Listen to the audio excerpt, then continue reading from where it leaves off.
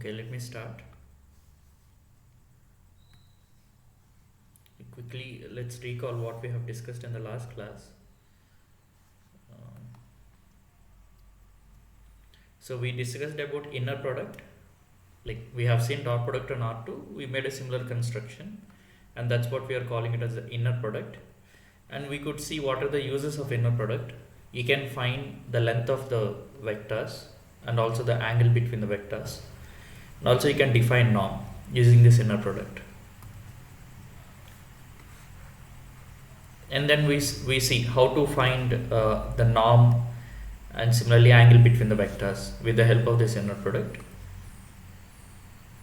And then we define what are orthogonal vectors. We say that two vectors are orthogonal when they are perpendicular to each other. It means when their inner product is 0, when the inner product of u and v are 0, we say that they are orthogonal.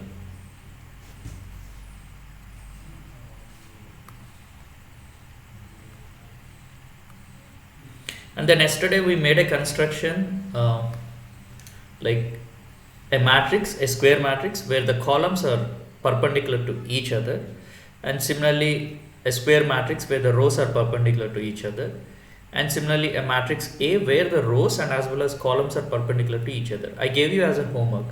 I hope you have seen it, right? Yesterday we have seen one example, so let us look at more examples here.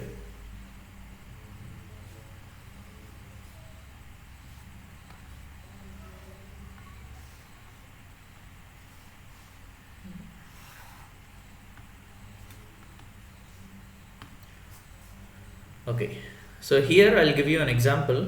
A equal to, let's take this matrix 1 1 1 and then 1 minus 1 0 and then 1 1 2 minus 2. So you can observe that this is the matrix where the columns are orthogonal, right?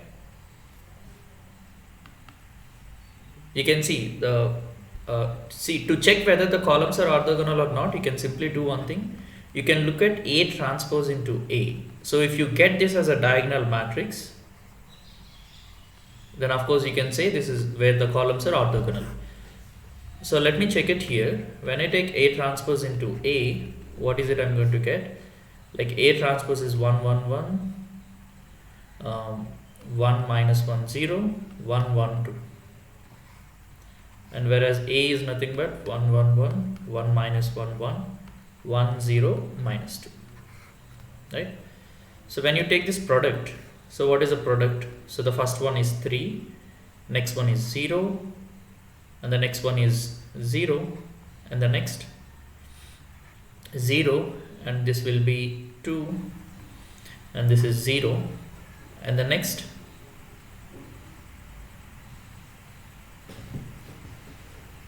here I should write minus 2. So now this is 0 and the next one is also 0, and here you'll get 1 plus 1 plus 4, you'll get 6. So you got a diagonal matrix. Okay, so when A transpose into A, if it gives you a diagonal matrix, okay, then you can conclude that the columns of A are orthogonal.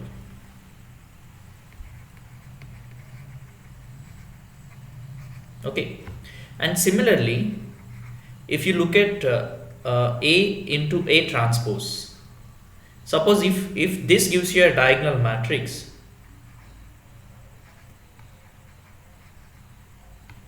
then you can see that, see how this multiplication carries, like the first row multiplied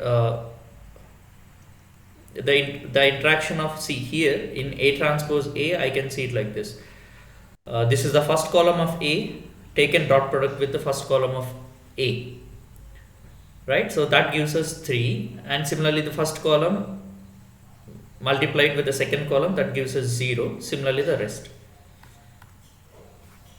So now this one A into A transpose, you can see it as a row, like here the first row multiplied with the first column of A transpose, that is nothing but the first row of A transpose itself. So anyway, let me write. So if you know that A into A transpose gives you a diagonal matrix, I can say that the rows of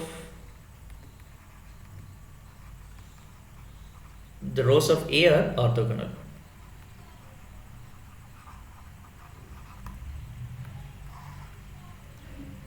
Okay.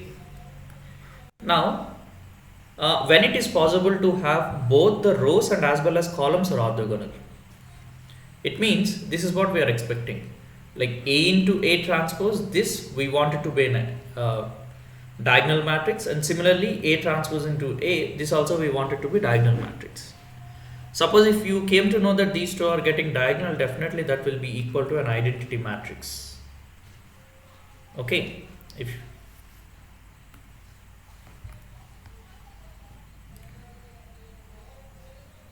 right. So here, when you know A into A transpose and A transpose into A, if both are equal to diagonal matrix, you can observe that that diagonal matrix is going to be an identity matrix. You think about it. Don't take this statement for granted. Okay. So try to see whether any counter examples are possible. Like example of A where this statement doesn't hold. Okay.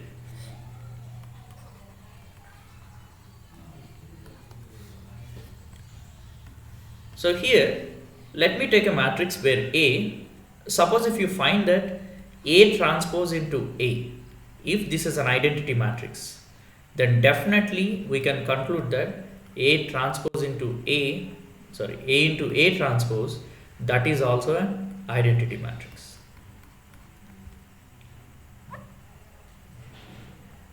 See, try to understand, we are saying that A transpose A is an identity, then A into A transpose is also an identity. If you have the statement, you can say if the rows are orthogonal, then the columns are orthogonal. But here we have a restriction.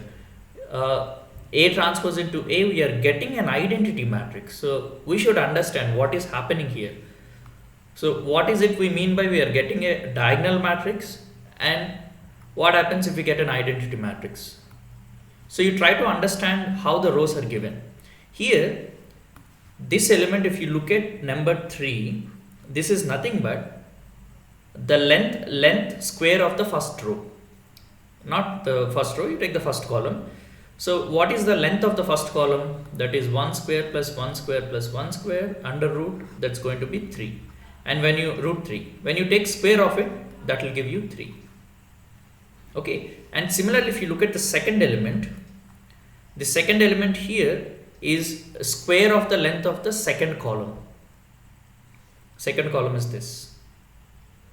Okay, and similarly the next element is square length of the third column. The third column length is 1 square plus 1 square plus 4, so that will give you 6, root 6. So when you take it square, you get 6.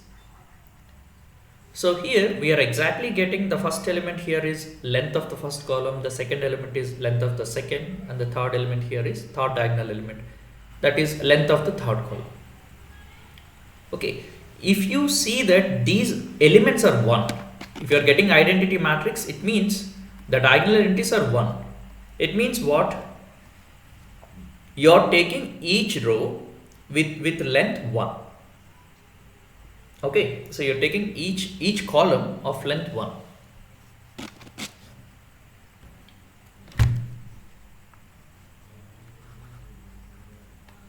Okay.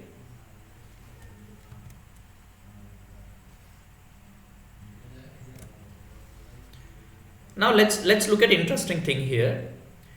You try to look at A, whatever A I have written here. Here the columns are orthogonal. How about rows? Are they orthogonal?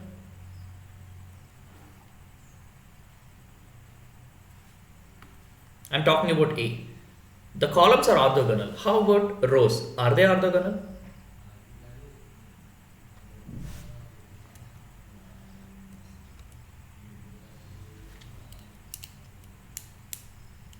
Yes or no? Yes, sir. Yes, sir. It means you're saying the rows are also orthogonal. Is that true? In case of A, it's not true, sir. No, sir. No, sir. In case of AIS, it is not true. The columns are orthogonal, but not the rows. But let's see a beautiful thing here. You take A. Let me rewrite that matrix A here. A equal to 1 1 1 and 1 minus 1 0 1 1 minus 2. So where the columns are orthogonal, so let me write it here. Columns of A are orthogonal. Okay, but if you observe that the rows of A are not orthogonal. I hope you know what do we mean by the columns are orthogonal, the rows are orthogonal, right? You take any pair of rows, you take their dot product, that will give you a 0 if they are orthogonal. Okay, so now let's do one thing. Let us try to make the length of the each column as 1. For example, what is the length of the first column? Hello? So what is the length of the first column? 3. 3. It's not, it's length square. Length is root 3. Because square root of 1 square plus 1 square plus 1 square, that will give you root 3. So let me normalize it. Normalizing, I mean I'm making its length 1. So what I'll do is I'll multiply the first row with 1 by root 3.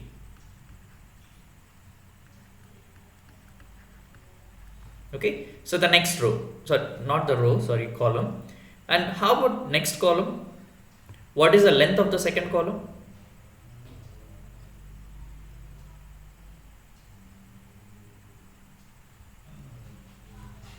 Root 2, sir. Root 2. Good. So this is 1 by root 2 minus 1 by root 2 and 0. And how about next?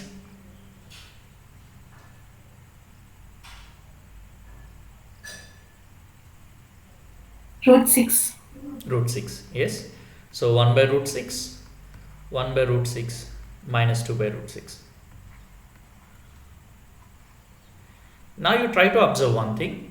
You look at each row is going to be, sorry, not row, each column each column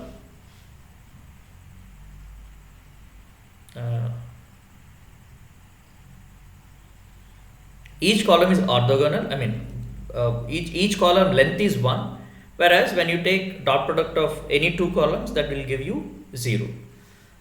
But here in the earlier case, if you observe that the columns are orthogonal but not the rows, but I'd like to see whether the rows are orthogonal or not. What do you think? If I normalize these columns, do you think that these statements will follow as it is? I hope you can see that there is no change in columns. I mean columns of A are orthogonal. But how about rows? Are the rows of this new A, let me call AN, that is new A, the rows of AN, are they orthogonal or not? No, sir. We are thinking no, but keep it on paper and try.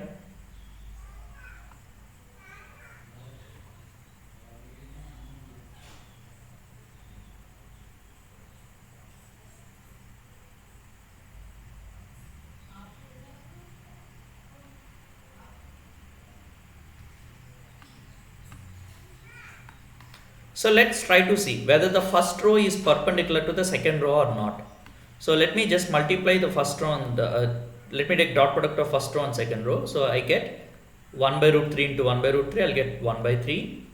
1 by root 2 into minus 1 by root 2, I'll get 1 by 2 plus, and this is 1 by 6. So the LCM is going to be 6, and here I get 2, and here I get minus 3, whereas here I'll get plus 1. What is it? 0. 0 by 6, so I'll get 0. So it means the first row and the second row are perpendicular to each other. R1 and R2 are perpendicular. Okay. Now let me observe the next one. How about the first row and the third row? Let me investigate this. First row and the third row. So let me take the dot product. So 1 by root 3 into 1 by root 3, that is 1 by 3. Next plus 0, 1 by root 6 into minus 2 by root 6, that is 2 by 6. Yeah, I got 1 by 3 minus 1 by 3, I got 0. So the first row is perpendicular to the third row. Next, how about the second row and third row? 0, sir. So their dot product is also 0. It means they are perpendicular. We can check it. That is 1 by 3 minus same thing 2 by 6. You get 0. Okay.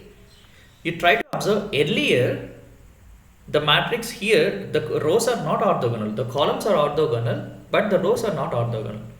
But the moment I normalize the columns, it means if I make the length of the each column as 1, then rows also became orthogonal.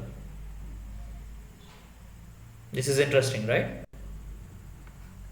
We just normalize the columns and we get the rows are also orthogonal. We got an orthogonal rows. So, but here we can say that the rows of A, are also orthogonal.